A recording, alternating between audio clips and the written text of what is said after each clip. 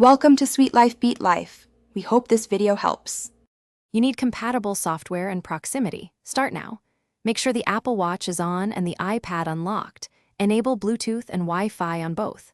Open the Watch app on the iPad, tap Pair New Watch, and hold the watch's screen in view of the iPad camera until the pairing animation aligns.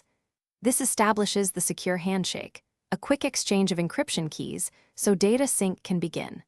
Once done, move straight to Account and Settings confirmation. Once pairing begins, you must confirm accounts and permissions so services work.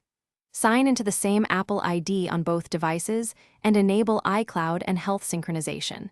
This is why messages, activity, and backups transfer. Follow the watch setup prompts for passcode, Apple Pay, and health permissions.